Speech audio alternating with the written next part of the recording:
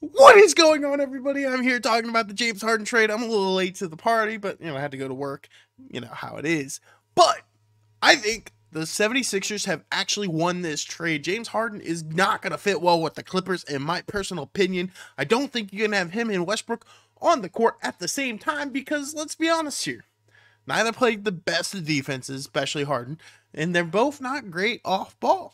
Harden loves his little ISOs, which I think will also be an issue because Harden is not going to get out of his own mind and think that he is not the number one on this Clippers. He just won't think it. He can't accept being the number third option on that team. He's going to be behind Kawhi. He's going to be behind a PG. And I just don't think he's going to mentally be able to accept that. And I think you're going to have Westbrook come off the bench again, which I don't think he's going to have much of an issue about. But I don't know if he likes Harden that much personally. So he might not love the idea of coming off the bench for James Harden. On top of that, I don't really know what you're going to do with PJ Tucker, as I just don't see him fitting in your team very well. I get why the Sixers moved off of him because, he's scored 6 points through 3 games this year. I mean, that's pretty damn bad. And I can see why they didn't want PJ Tucker sitting around here on the roster. But with that being said, let's talk about what the Sixers got before we kind of come to that conclusion that the Sixers actually did win this trade, which I personally think they did. But that's only because I don't think Harden is quite to this level that he's worth. I saw this tweet right after the trade, actually. It said, 2 days, the happiest 2 days of an NBA fan is when your team trades for Harden and when your team trades away Harden. And that's a bad time for a player. People are already saying that. And I can tell you, fans in Philadelphia are ecstatic to get Harden off their damn team. He was too much of a problem and it was just not going to work. And I mean, I guess it did work for a few years, but it wasn't going to work this year. They had to move him at some point. I don't know why they waited this long. They should have done it before the season started, especially if this is the kind of the return they were going to get. They didn't get Terrence Mann. But I do kind of wonder, too, why the Clippers just all of a sudden decided, yeah, let's do it. Like 2 days ago, they said they weren't pursuing him. And now all of a sudden they're like, yeah, we want James Harden. And I don't fully understand the thought process there of the Clippers. But hey, I mean, they didn't give up a ton. I think they gave up mostly just a little bit of role players, which I think the Sixers are going to use to trade around the trade line. I'm pretty sure it'd be close, but I think they could still move those players around. And I think that's the evident goal. So let's talk about what the 76ers got in this trade. I actually have it up right here so I get it exactly right. So they got Marcus Morris, Robert Cunningham, Nick Batum, and KJ Martin, a 2028 unprotected pick, 2 second-round picks, a pick swap in 2029, and a additional pick from OKC, which I believe is their 2026 first-round pick. That one might not matter quite as much. OKC is probably going to be good. But that 2028 pick and that pick swap in 2029 might be huge because the Clippers are now the oldest team in basketball. They were the second. They will be the oldest now, as KJ Martin, I think, is 25. So he was the youngest player on their team, which is kind of crazy because they didn't want to move Terrence Mann for the fact that he was young. So they go ahead and move the younger guy away, but whatever.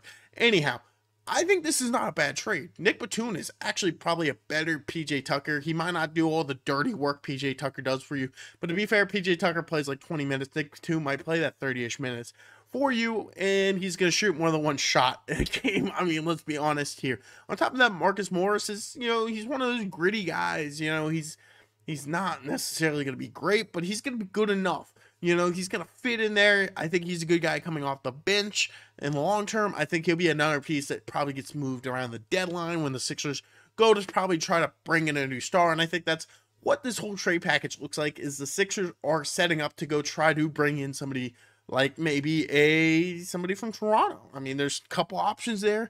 And I can see that being the case. There's not a ton, I don't think. Stars just sitting here ready to go, but Toronto does have 3 guys there. Scotty Barnes would be kind of cool, but I would imagine he's the one that Toronto won't trade. But either way, I feel like the Sixers are setting up to make a move. Like I said, that 2028 pick could be a top 5 pick by the time it comes around. Obviously, nobody knows what's going to happen with the Clippers over those, I think it's over 4 years now. So, I mean, But given the fact that they are the oldest team in basketball, it looks like that could be a really good pick. And it could be a good asset for a team wanting to accept in a move.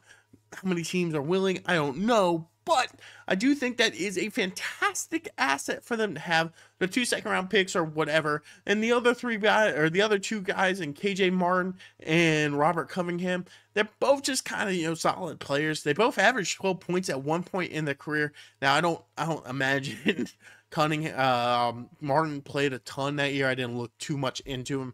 I just kind of glanced through him. He's obviously not the leading piece of this trade, but I think that he will be a solid piece, maybe coming off the bench, playing a little bit here and there, and will be another guy that they trade down the line.